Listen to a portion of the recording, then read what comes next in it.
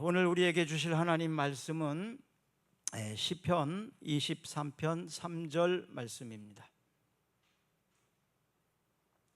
우리 같이 읽겠습니다.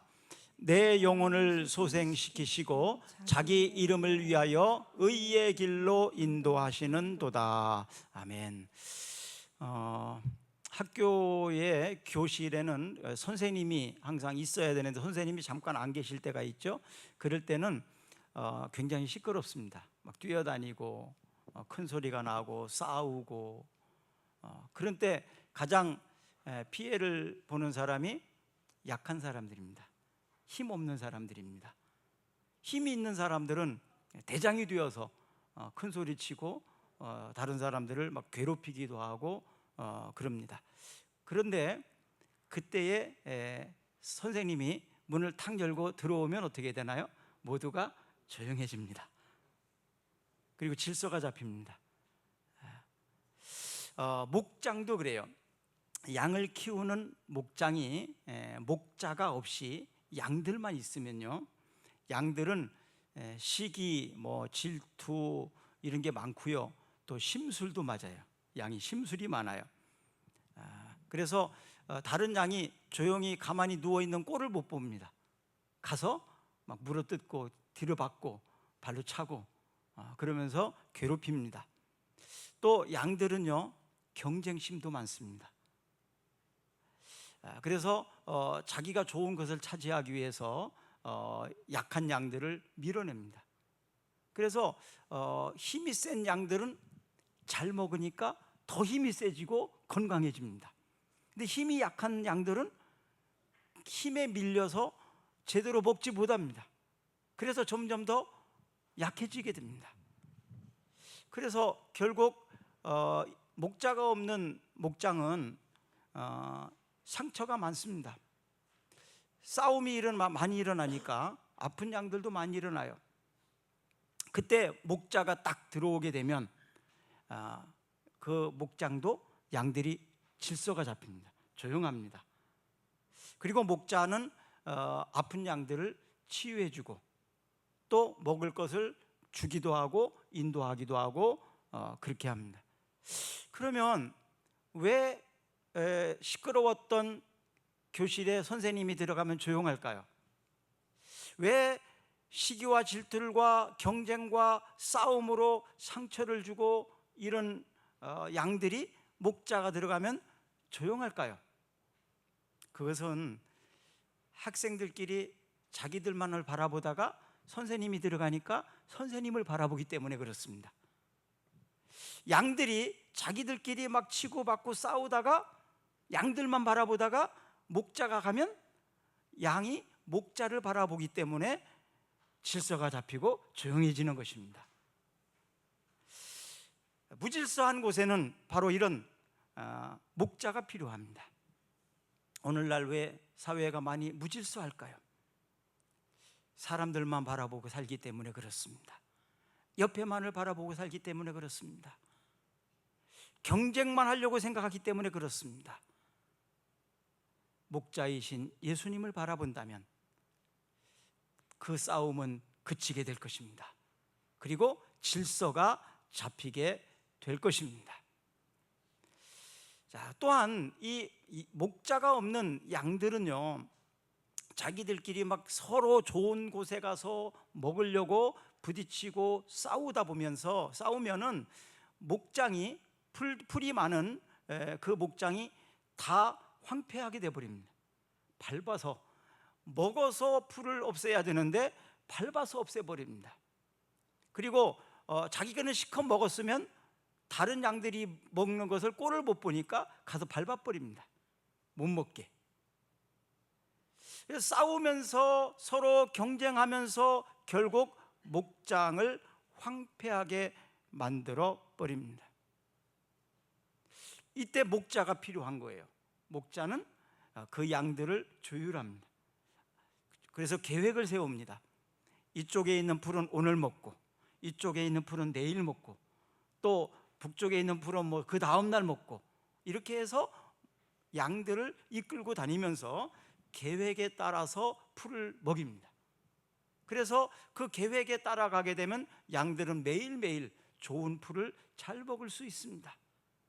근데 목자가 없게 되면 자기들 마음대로 뛰어다니면서 자기가 가고 싶은 대로 가버려 가지고 내일 먹을 풀이 없게 돼버립니다. 그래서 오늘 본문에 나와 있는 의의 길로 인도하시는 도다, 이것이 바로 양들을 인도하는 의의 길, 바로 목자가 오늘 먹을 풀, 내일 먹을 풀, 또 다음에 먹을 풀, 그리고 양들이 질서 있게 살아갈 수 있도록 인도하는 것, 이런 것이 바로 의의 길입니다. 목자가 없으면 이 의의 길을 갈 수가 없다, 이 말입니다. 목자는 우리들을 의의 길로 인도하셔서 자신뿐만 아니라 다른 사람도 행복하게 해주는 것이 바로 의의 길입니다. 사랑하는 여러분, 오늘날 하나님의 자녀들이, 목자의 인도를 받는 우리들이 세상을 바로 의의 길로 인도해야 될 책임이 있습니다. 자, 스티븐 코비가 쓴 책이죠. 성공하는 사람들의 7가지 습관이라는 책이 있는데, 제가 이 책을 참 좋아합니다. 그래서 여러 번 읽었는데요. 성공하는 사람들은 성공하는 생활 습관이 있대요. 그리고 성공을 하지 못하는 사람들은 성공에 방해되는 나쁜 습관이 있다는 것입니다. 7가지 한번 좀 소개해 볼까요? 여러분 생활 속에서 나에게는 성공하는 생활 습관을 많이 가지고 있는지, 아니면 성공을 방해하는 나쁜 습관을 가지고 있는지. 첫째는 적극적인 자세인데요, 자신의 삶을 주도적으로 이끌어가는 태도라는 것입니다. 자신의 삶을 주도적으로 이끌어가는 삶의 태도, 그리고 우선순위인데요, 중요한 일을 먼저 하는 능력입니다. 중요한 일이 무엇인지, 중요하지 않은 일이 무엇인지를 잘 분별하고 중요한 일을 먼저 처리하는 능력입니다. 그리고 세 번째는요, 상호 이익의 추구인데요, 관계를 통해서 서로에게 이익이 되도록, 서로에게 유익이 되도록 하는 일에 초점을 맞춥니다.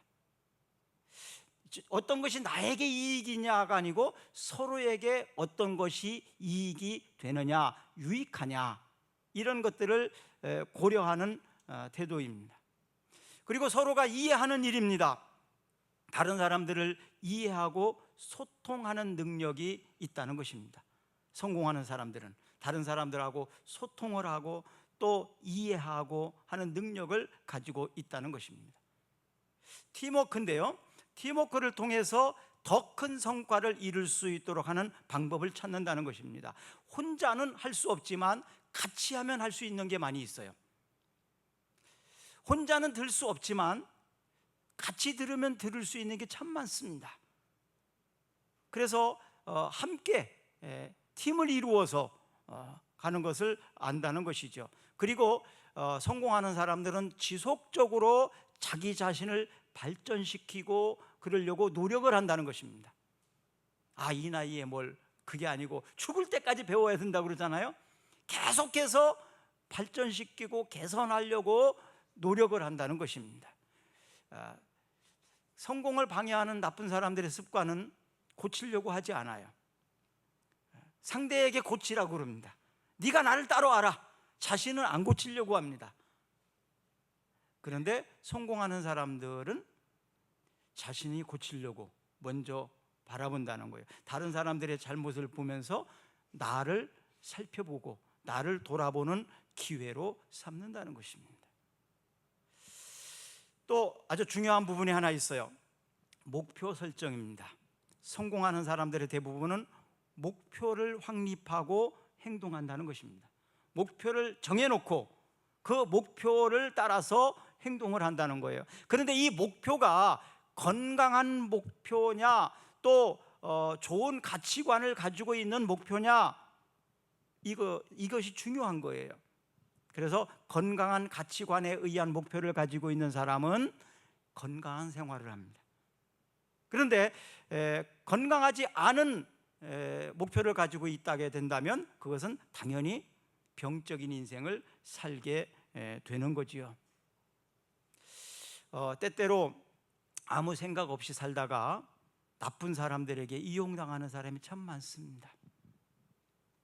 또 나쁜 사람들은 지도자가 되었을 때 자기가 이용해 먹기 쉽게 하려고 안 가르치려고 합니다.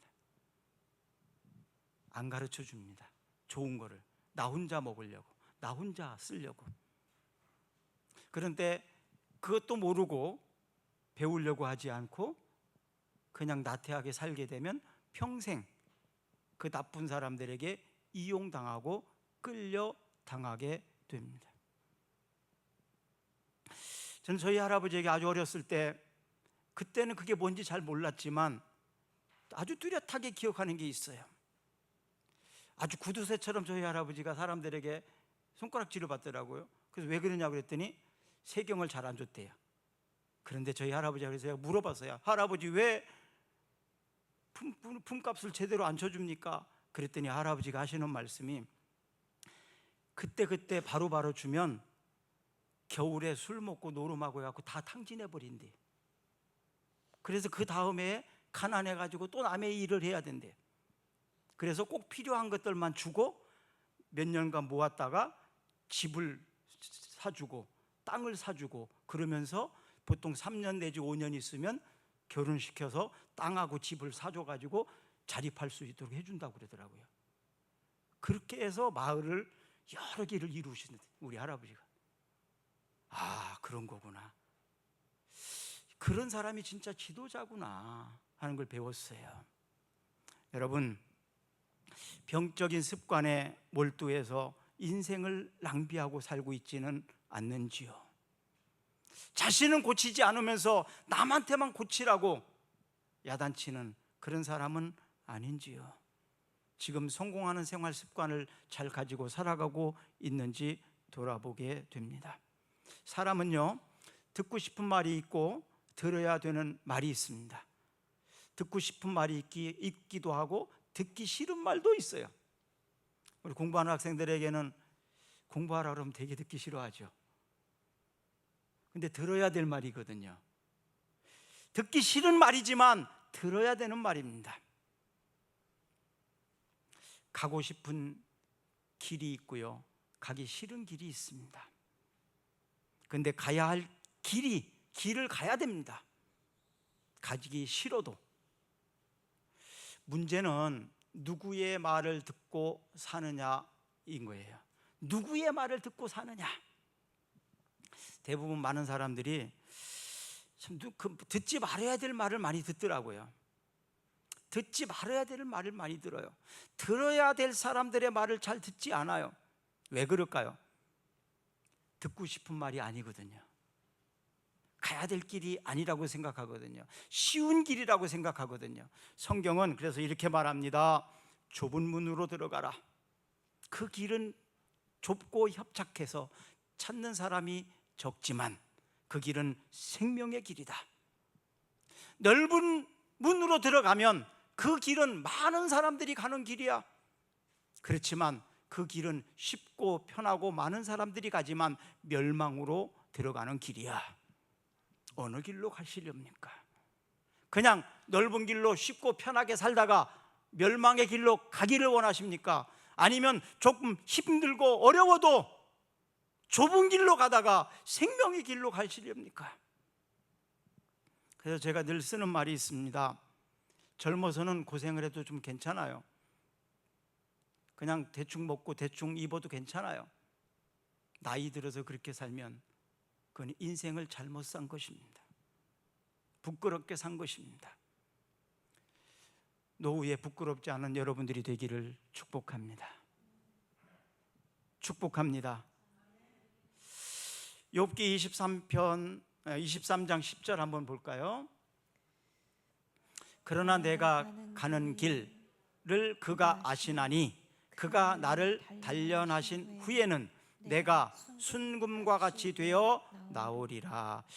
그러나 내가 가는 길, 이거 데스크라고 하는데요. 데레크, 이게 길이란 뜻이거든요. 인생 여정을 상징하는 말입니다.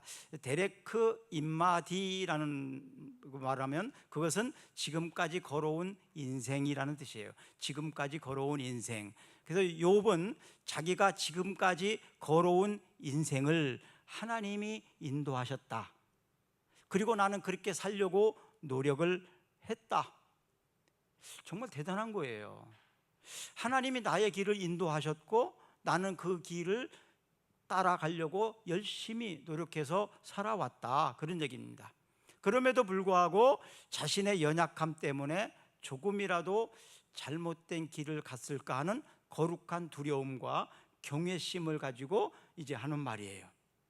내가 주님의 뜻에 따라서 주님의 인도하심을 따라 살았지만 지금 내가 고난당하고 이 힘든 것은 혹시나 내가 하나님의 말씀을 제대로 따르지 못한 것 때문은 아닌지, 이걸 돌아봤다는 거예요.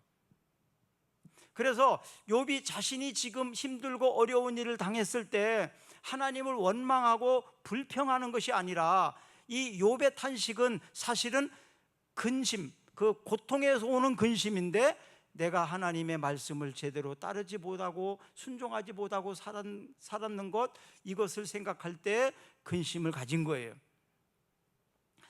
사실 우리가 어려운 일을 당할 때, 어떤 재난을 당할 때 수학 공식처럼 탁탁 떨어지는 그런 일이 있으면 참 좋겠죠.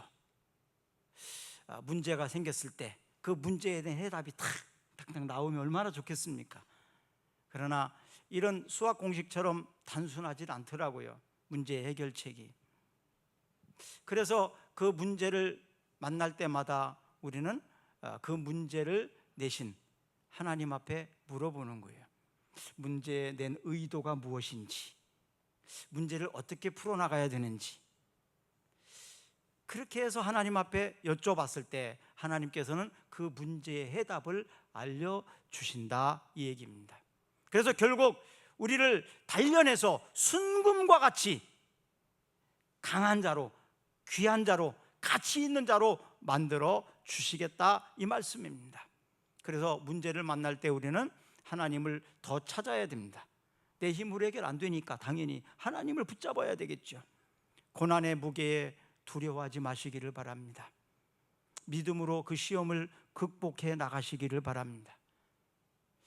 도저히 안 되겠다고 그럴 때에는 마태복음 11장 28절에 있는 말씀을 기억하시면 좋겠습니다. 읽습니다. 수고하고 무거운 짐진 자들아 다 내게로 오라. 내가 너희를 쉬게 하리라. 문제가 도저히 안 풀리면 어떻게 하나요?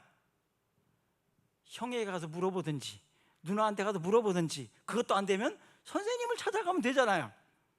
그렇죠? 문제가 안 풀리면 선생님 찾아가가지고 문제 푸는 법을 배우면 되는 거 아니겠습니까?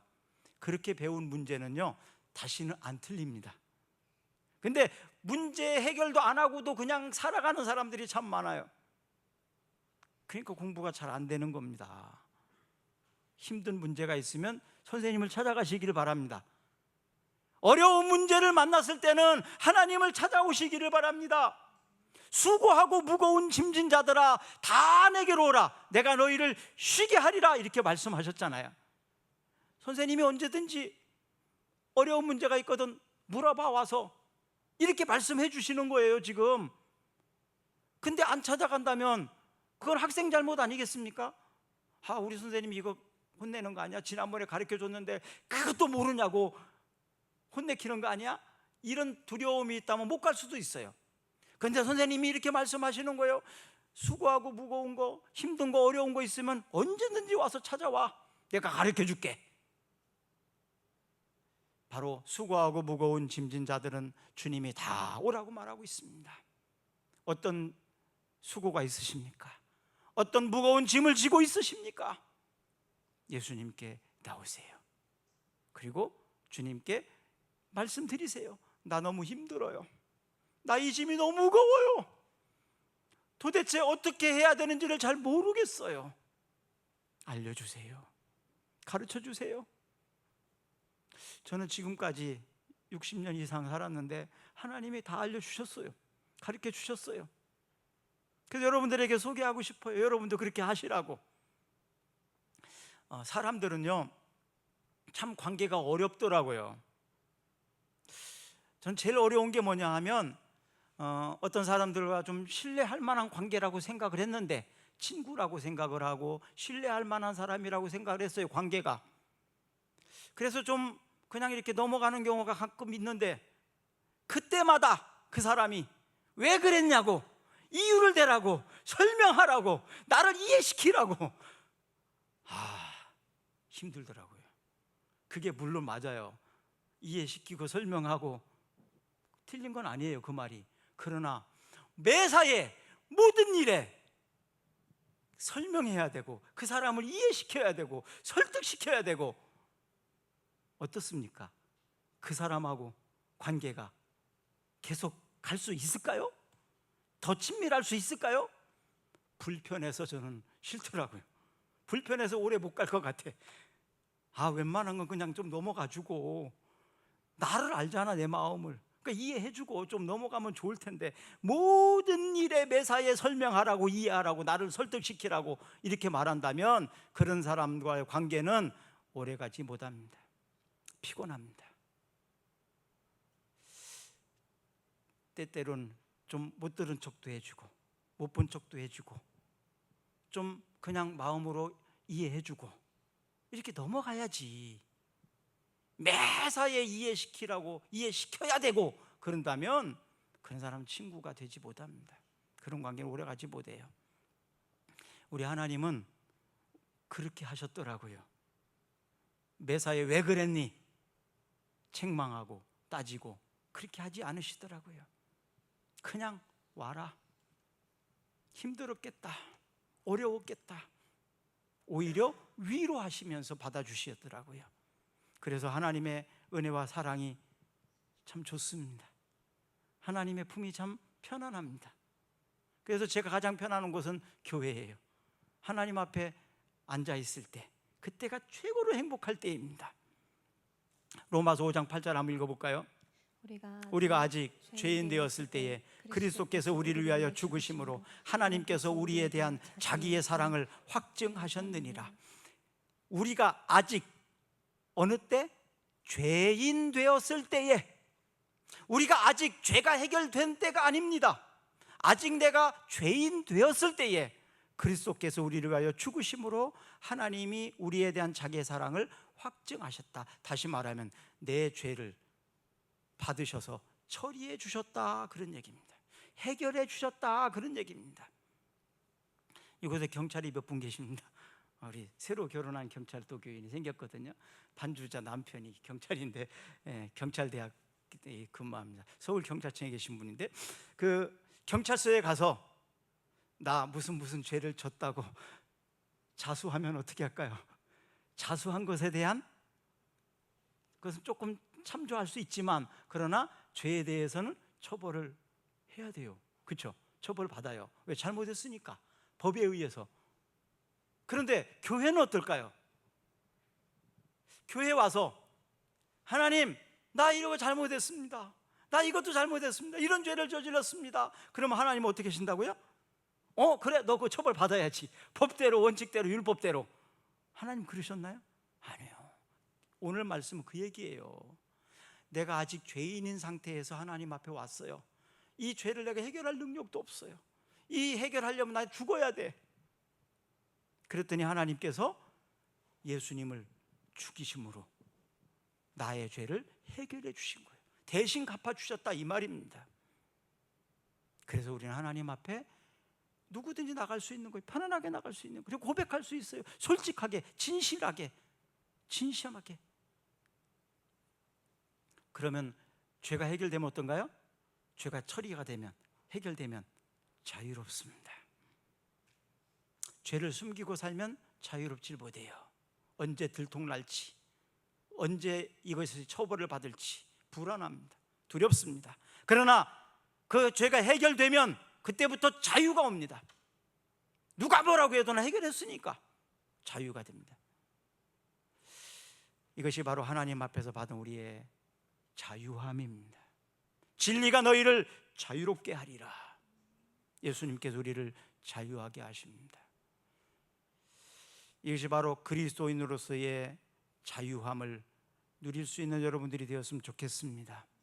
그런데 그리스도인이 되었다고 무조건 쉬운 길을 가는 건 아니에요. 의의 길을 가는 것은 결코 쉽지만은 않습니다. 그러나 의의 길을 가게 되면 모두가 유익한 길이고 유익하게 됩니다. 그래서 시편 119편 71절 한번 읽어보겠습니다. 고난당하는 것이 내게 유익이라. 이로 말미암아 내가 주의 율례를 배우게 되었나이다. 고난당하는 것을 통해서 내가 유익하게 되었다. 왜냐하면 주의 율례를 배우게 됐다는 거죠. 그래서 죄를 숨기고 사는 것은 더 힘든 거예요. 차라리 해결하고 자유하게 사는 것이 행복인 것입니다. 시편 119편 67절입니다. 고난당하기 전에는 내가 그릇 행하였더니 이제는 주의 말씀을 지키나이다. 고난을 통해서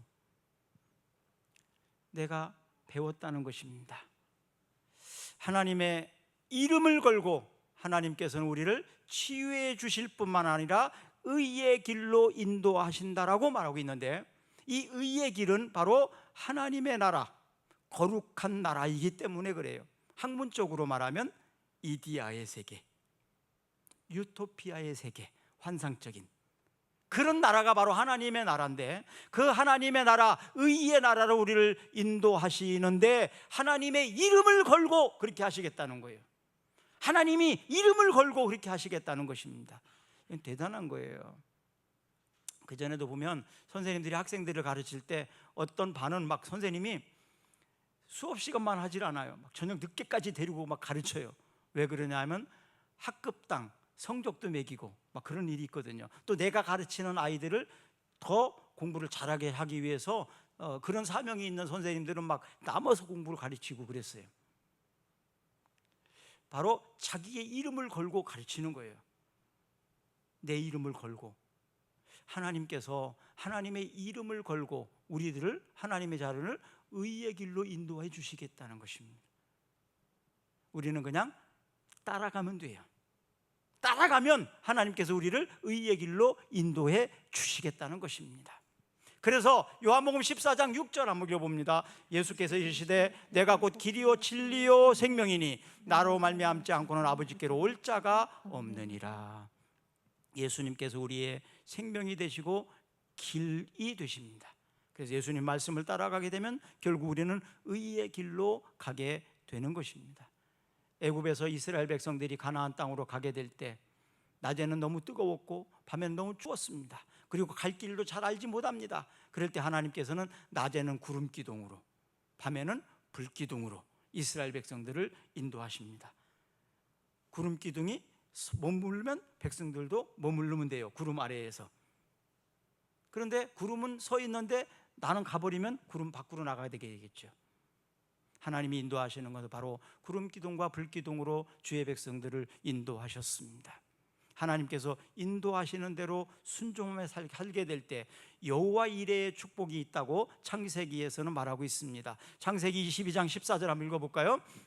아브라함이 그 땅 이름을 여호와 이레라 하였으므로 오늘날까지 사람들이 이르기를 여호와의 산에서 준비되리라 하더라. 여호와 이레, 여호와의 산에서 준비되리라. 사랑하는 여러분, 우리가 내일 일은 모릅니다. 그러나 하나님은 우리를 여호와 이레, 내일 일을 준비하십니다. 누구를 위해서? 나를 위해서, 우리를 위해서. 그러니 내일이 우리는 두렵지 않습니다. 내일이 걱정되지도 않습니다. 왜? 여호와 이레 하나님을 우리는 믿으니까요. 아브라함이 모리아 산에 올라가서 하나님 앞에 제사를 드려야 되는데, 제사를 드리려면 옛날에 어떻게 돼요? 불을 가지고 가야 돼요. 횃불, 불을 가져야 됩니다. 장작도 짊어지고 가야 됩니다. 그리고 드릴 제물, 양이나 비둘기나 이런 것도 가지고 가야 됩니다. 그래서 높은 산 위에 올라가서 그것을 태워서 드리는 거거든요. 그런데 아브라함이 다른 때는 늘 장작과 제물과 불을 가지고 갔는데 그날을 따라 이상하게 불도 가지고 가고 장작도 짊어지고 가는데 제물을 안 가지고 가는 거예요. 그래서 이삭이 아버지, 오늘은 왜 재물을 안 가지고 가십니까? 이렇게 묻는 거예요. 그러니까 하나님께서 예비하셨다, 그러고 가는 겁니다. 결국 하나님께서는 양을 풀숲에 걸어놔서 그 양을 잡아서 드릴 수 있도록 하셨던 것입니다. 사랑하는 여러분, 내일 일을 걱정하지 마세요. 두려워도 하지 마세요. 여호와 일의 하나님이 우리의 하나님이신 줄로 믿습니다. 자, 이것을 믿는 사람은 나누는 것을 할 수 있어요. 하나님이 내일 일을 걱정 안 하게 하시니까 나눌 수 있는 거예요. 근데 내일 일을 두려워하고 걱정이 많은 사람은 나누기가 어렵습니다. 내일 먹어야 되니까, 오늘 먹으면 끝나니까. 누구에게 줍니까? 꼭꼭 숨겨놨다, 내일 먹어야지. 그런데 내일은 또 생길 거라고 생각한다면 줄 수 있어요. 여호와 일의 하나님을 믿는 사람은 그래서 나눌 수 있어요. 경쟁할 때에도 비겁한 방법을 사용하지 않아요. 왜? 하나님이 정당하게 경쟁하는 걸 기뻐하시니까. 또 슬픔을 공감할 수 있어요, 다른 사람을. 그런데 경쟁력이 많은 사람은 다른 사람의 아픔은 나의 기쁨이에요. 다른 사람의 실패는 나의 성공이에요. 다른 사람이 망하면 그 돈 내가 가지고 있으니까 나는 성공이에요. 이 경쟁사회에서 일어나는 일입니다. 시소처럼 너는 내려가면 내가 올라가고 내가 내려가면 네가 올라가니까 내가 올라가야 돼. 이게 경쟁이거든요. 그런데 하나님, 여호와 이레의 하나님을 믿는 사람은 공감할 수 있고 나눌 수 있어요. 오늘날 시대에는 기쁨을 나누기보다는 경쟁하고 슬픔을 함께 공감하기보다는 외면하는 일에 익숙합니다. 그래서 다른 사람들이 아파하고 힘들어하는 것을 바라보지 않아요. 외면합니다. 그리고 자기가 심판자를 자처합니다. 자기가 무슨 정의의 심판자처럼, 공의의 사도인 것처럼, 자신은 잘못이 하나도 없는 것처럼 다른 사람을 심판하고 판단하려고 하는 경향이 많습니다. 좀 죄송한 말이지만 저도 그런 경향이 참 많았던 사람 중에 하나인 것 같아요. 그러다가 어느 순간 하나님이 은혜를 주시니까 내가 누구를 심판하랴, 내가 누구를 판단하랴. 그래서 법을 공부 저도 좀 하면서 좀 사실은 좀 하고 싶은 목적이 있었거든요. 아, 나는 심판자가 아니구나. 내가 누구를 심판하고 누구를 판단해야, 나 같은 사람이. 사랑하는 여러분, 우리는 심판자가 아닙니다. 우리는 같이 아파해주고 같이 보듬어주고 하나님만이 심판하시는 분이십니다. 로마서 12장 21절 읽어봅니다. 악에게 지지 말고 선으로 악을 이겨라. 그래서 이 말씀을 하신 거예요. 악에게 지지 말고 선으로 악을 이겨라. 대부분 악은 악으로 갚습니다. 그러나 악을 이길 수 있는 것은 선입니다. 악에게 이용당하지 말기를 바랍니다. 선함으로 대처하시기를 바랍니다. 물론 미련한 것 같아요. 바보짓 하는 것 같아요. 사회 경쟁 속에서 도태되는 것 같아요. 그러나 결국 선은 악을 이기도록 되어 있습니다. 요나는 하나님이 니느웨로 가서 심판의 메시지를 전하라고 말했을 때 그렇게 하기 싫었습니다. 왜냐하면 이 니느웨 사람들이 이스라엘 사람들을 굉장히 괴롭혔거든요. 그러니까 그 나라는 망했으면 좋겠어요. 나쁜 놈들이거든요. 한마디로 말하면 벌을 받아야 될 사람들이에요. 그러니까 하나님이 심판하셨으면 좋겠어요. 근데 내가 만약에 가서 너네들 계속 그렇게 잘못하면 하나님이 심판하신대, 벌 내리신대, 그러면 그거 듣고 괜히 고칠까 봐 그냥 벌 받았으면 좋겠는데 내 말 듣고 고치면 안 되니까 가기 싫은 거예요. 그래서 말 안 해주려고 니느웨로 가야 되는데 다시스로 가는 배를 타고 반대로 가버렸습니다. 그래서 하나님이 요나가 타고 있는 배를 풍랑 만나게 하신 거예요. 그래서 배에 있는 사람들이 다 괴롭힘 당하고 막 죽을 고비를 넘기고 모든 물건을 바다에 집어 던지고 난리가 났어요. 제비 뽑아가지고 야, 누가 이 속에 범죄한 사람이 있나 보다, 하늘을 노하게 한 사람이 있나 보다, 그 사람 찾아내자. 근데 딱 걸렸어요. 요나. 그래서 요나가 실제로 고백합니다. 사실은 하나님이 나한테 니느웨 성 가가지고 너들 계속 잘못하면 하나님이 벌 내리신대, 빨리 고쳐야 돼, 회개해, 그 말 하라고 했는데 그 말 하기 싫어서 다시스로 도망가고 있는 중이라고, 나를 바다에 던지라고. 결국 뱃사람들은 요나를 바다에 던졌습니다. 큰 물고기가 와서 요나를 삼켜서 다시스에 데리고 가서 해변가에다가 토해놨습니다. 겨우겨우 살아났는데 도망가려고 했는데 다시스로 돌아오게 된 거예요. 그곳에서 억지로, 하기 싫은 말이지만, 하나님이 니네들 심판하신대, 하나님 너들 벌 내리신대, 그 말하고 돌아다녔어. 그냥 사실은 영혼이 없는 말이죠. 안 고쳤으면 좋겠죠. 벌 받았으면 좋을 것 같으니까. 하기 싫은 일을 억지로 하는 거예요. 하기 싫은 일을. 하나님께서 요나서 4장 9절에서 11절에 요나를 교훈하시기 위해서 박농쿨을 준비합니다. 요나가 다시스 사람들이 다 망하는, 니느웨 사람들이 다 망하는지, 어떻게 심판받는지 보고 싶어가지고 언덕 올라가가지고 앉아서 구경하고 있었어요. 그때 태양이 탁 떠오르는데 마치 박농쿨이 위에 있어가지고 그늘이 되니까 시원해. 그래서 박농쿨이 있어서 참 시원하고 좋다. 그리고 기분 좋게 바라보고 있는데 벌레 한 마리가 와가지고 박농쿨을 갉아먹어 버렸어요. 그래갖고 넝쿨이 갉아먹으니까 햇볕이 그대로 뜨겁게 됐을 거 아니겠습니까? 그러니까 이제 하나님을 원망합니다. 하나님, 왜 그 벌레가 와가지고 나 시원하게 좀 구경하고 싶은데 박농쿨을 저렇게 갉아먹습니까? 원망합니다. 그러니까 하나님이, 야, 니느웨 성 사람들을 내가 얼마나 사랑하는데 너는 그 박농쿨이 갉아먹은 벌레 그 한 거를 아끼냐? 내가 사랑하는 사람들, 내가 아끼는 사람들이 망하고 심판당했으면 좋겠니? 그 얘기예요. 자기가 사랑하는 사람들은 아끼고 사람들이 존중합니다. 귀하게 대접합니다. 그러나 자기가 싫어하는 사람, 까다로운 사람은 망했으면 좋겠고, 잘못됐으면 좋겠고, 벌 받았으면 좋겠고, 이 못된 심정이 바로 요나 같은 사람인데, 나 같은 사람, 인간의 그 죄성을 가지고 있는 요나는 바로 하나님이 아끼는 사람을 아끼지 아니하고, 하나님이 사랑하는 사람을 존중하지 아니하고, 지가 사랑하는 사람만 아끼고 존중합니다. 하나님은 까다로운 사람까지도 사랑하시고 아끼십니다. 하나님은 내 마음에 들지 않는 사람, 나를 힘들게 하는 사람도 사랑하십니다. 하나님이 사랑하시는 사람을 내가 어찌 저주하고 미워할 수 있겠습니까? 요나는 몰랐던 거예요. 원망하고 불평하고 비관하고 부정적으로 된 것은 요나가 하나님의 마음을 몰랐기 때문에 그렇습니다. 사랑하는 여러분, 우리는 혹시 그렇지 않은가요?